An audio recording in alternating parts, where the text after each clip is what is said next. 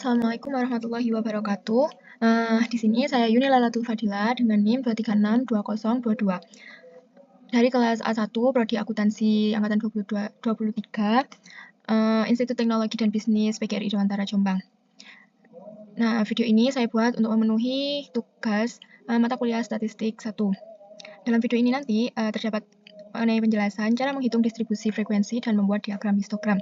Yang pertama, ada pengertian dari distribusi frekuensi. Nah, distribusi frekuensi adalah penyajian data, yang dimana penyajiannya ini mengelompokkan data ke dalam beberapa kelas atau interval, kemudian menampilkan banyaknya data atau frekuensi yang masuk dalam setiap kelasnya.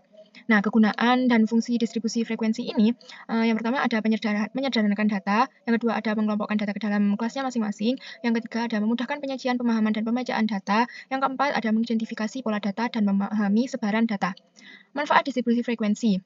Nah, jika kita mempunyai jumlah data yang sangat banyak, dalam jumlah banyak, maka distribusi frekuensi ini akan membantu kita lebih mudah pembacanya dengan mudah dimengerti karena disajikan dalam bentuk yang teratur dan lebih terorganisir. Selain itu juga bermanfaat saat kita ingin melihat data yang sering muncul dan akhirnya akan memudahkan kita mengidentifikasi tren yang sedang berjalan. Dan selain itu juga dapat digunakan untuk mengambil keputusan. Nah, ini adalah perhitungan yang sudah saya buat tentang bagaimana cara membuat tabel distribusi frekuensi beserta gambar histogramnya. Nah, pertama-tama di sini saya punya data fiktif berat badan anak usia 10 tahun dalam kilogram. Seperti ini. Nah, kemudian langkah pertama yaitu kita harus tahu dulu nih banyaknya data atau biasa disebutkan dengan N. Kita sambil praktek di sini kita buat ya. Langsung kita sambil praktek membuat tabel distribusi frekuensi. Pertama-tama kita cari banyaknya data yang kita punya itu ada berapa. Kita cari N sama dengan N ini sama dengan kita menggunakan rumus count ini, lalu select semua data dan enter. Nah, di sini maka kita akan ketemu berapa jumlah data yang kita miliki. Nah, seperti ini agar lebih mudah. Selanjutnya langkah kedua yaitu menghitung jumlah kelas atau disimbolkan dengan K. Rumusnya kita menggunakan, kita tulis dulu di sini K sama dengan, nah kita menggunakan rumus 1 ditambah dengan 3,3 lalu dikalikan log 10 lalu dikalikan dengan N. N ini banyaknya data yang kita punya tadi. Setelah itu kurung enter. Nah, setelah itu kan kita tahu kelasnya ini ada berapa? Ada 5,66. Nah, agar memudahkan kita bisa membulatkan kelas ini dengan cara menggunakan rumus round up. Round up di sini kita tambah 0. Jangan lupa tutup kurungnya. Lalu enter. Nah, setelah bulat menjadi seperti ini, 6, nah nanti kita akan lebih mudah menyesuaikan datanya. Nah, langkah yang ketiga yaitu menghitung range dan panjang kelasnya. Nah, range ini dihitung menggunakan rumus nilai maksimal dikurangi nilai minimal lalu dibagi dengan K atau kelasnya. Kita tulis dulu range-nya sama dengan, nah sebelum itu kan kita belum tahu nilai maksimal dari data ini berapa, angka maksimalnya berapa dan nilai minimalnya berapa. Kita cari di sini nilai maksimal. Sebentar. Nilai maksimalnya dan nilai minimalnya berapa.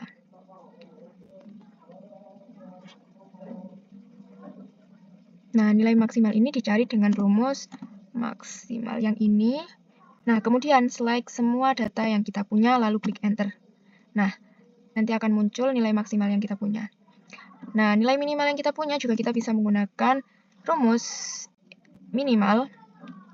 Lalu select semua data yang kita punya, enter.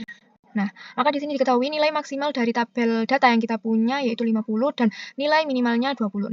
Setelah itu kita bisa cari range, itu sama dengan nilai maksimal dikurangi dengan nilai minimal. Jangan lupa diberi tanda kurung seperti ini.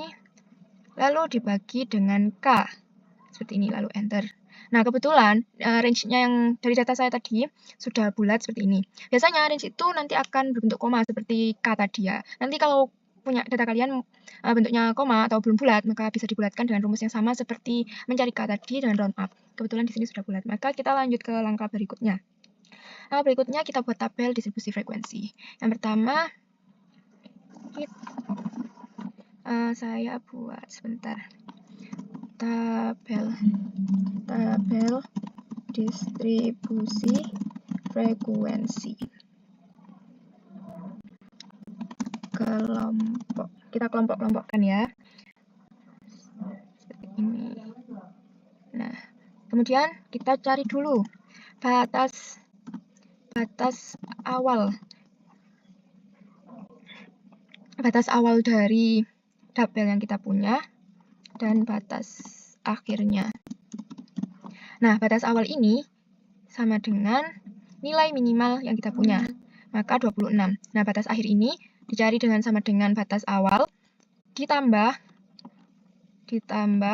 dengan range kita. Sekitar 4 gitu ya. Jangan lupa ini dikunci terlebih dahulu agar nanti tidak geser. Lalu enter. Nah, batas awal dan batas akhirnya sudah ketemu, yang pertama, kolom yang pertama. Nah, batas awal yang selanjutnya kita menggunakan batas akhir yang kita buat jadi batas awal. Jadi rumusnya sama, yaitu menggunakan batas awal atau nilai minimal tadi ditambah dengan range-nya. Nah, ini jangan lupa dikunci juga. Lalu di enter, seperti ini. Setelah itu, nanti ke bawahnya kita tarik sampai dengan jumlah K atau kelasnya kita. Kita ada 6, maka kita tarik sampai 6 kolom ke bawah. 1, 2, 3, 4, 5, 6. Seperti ini. Oh, maaf. Sebentar. Kita tarik yang ini ya, maaf. 3, 4, 5, 6. Nah, di sini.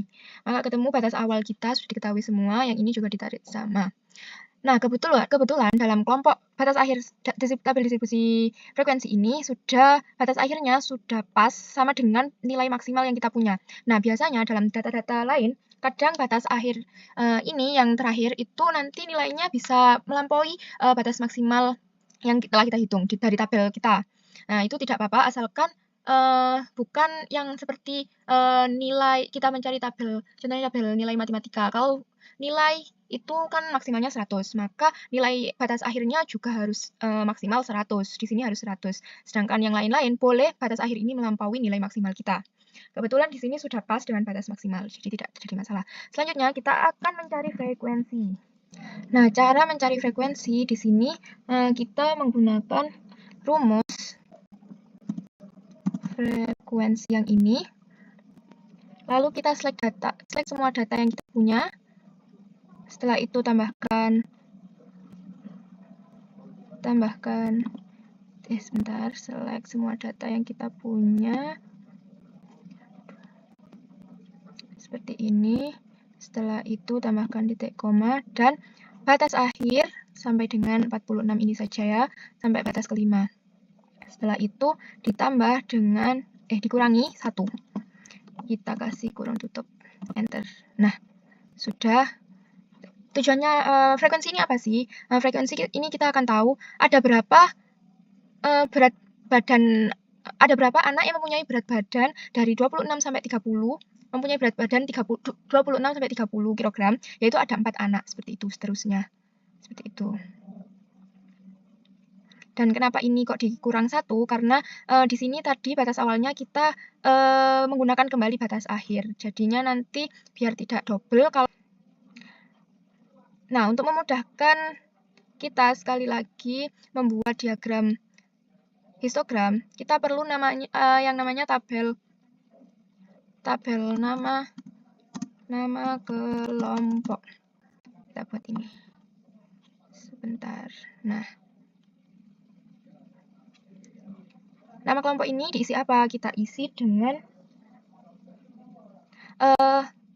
agar lebih mudahkan kita.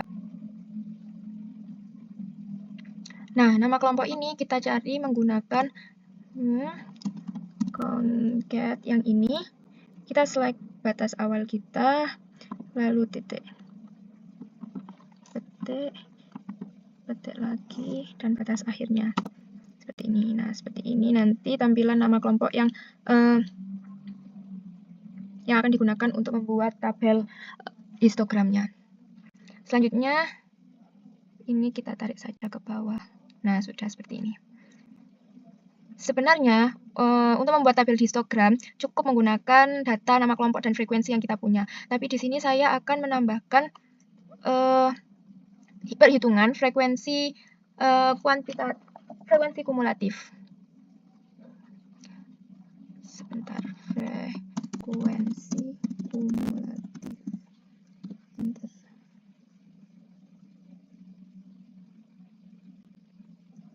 Kita cari frekuensi kumulatifnya.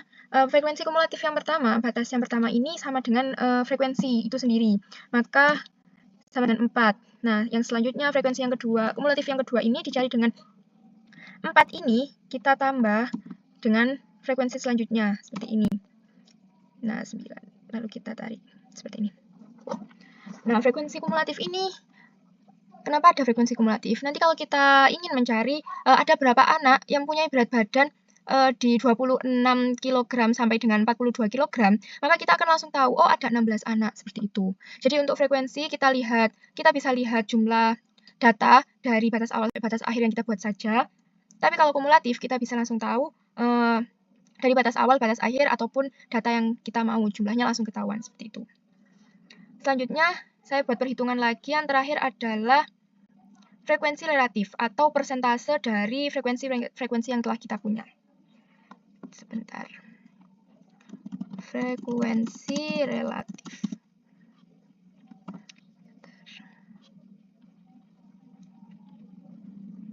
Nah, frekuensi relatif ini kita cari menggunakan rumus frekuensi yang ini dibagi dengan banyaknya data yang kita punya atau N-nya tadi. Jangan lupa, karena nanti nah seperti ini. Kita ganti ke mode presentase. Nah, di sini jangan lupa dikunci datanya, karena nanti akan di copy ke bawah, tidak berubah. Kita copy ke bawah.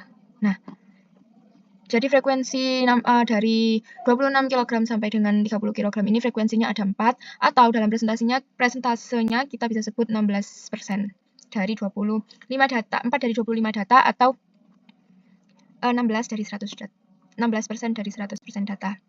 Seperti itu. Selanjutnya kita buat, ini teman-teman bisa dibuat tabel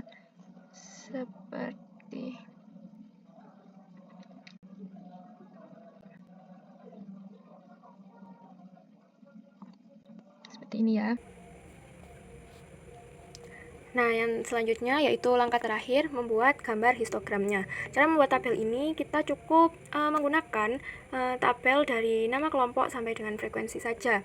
Nah, caranya kalian pergi ke insert, lalu klik recommend card. Seperti ini. Nah, akan tersedia recommend card-nya yang seperti ini. Nah, kalian bisa edit lagi karena di sini kita membuat histogram. Biasanya histogram itu identik dengan diagramnya yang berdempetan, maka kita edit di sini. Sebentar. Nah, ini gap width-nya kita kurangi. Nah, seperti ini ya. Lalu agar lebih baik kita tambahkan border, atau kita juga bisa ganti warnanya jadi warna kayak gini. Nah, kita tambahkan bordernya kita kasih warna yang ini, seperti ini. Nah, diagram histogramnya jadi seperti ini. Selain itu, kalian juga bisa nambah subtitle lagi ya. Kita bisa beri title di sini, yaitu histogram. Contoh misal histogram berat badan anak usia 10 tahun. Nah, seperti ini. Nah, subtitle yang ini kita isi kita isi dengan kelompok berat badan dalam satuan kilogram. Yang ini bisa dikasih frekuensinya. Nah, sudah.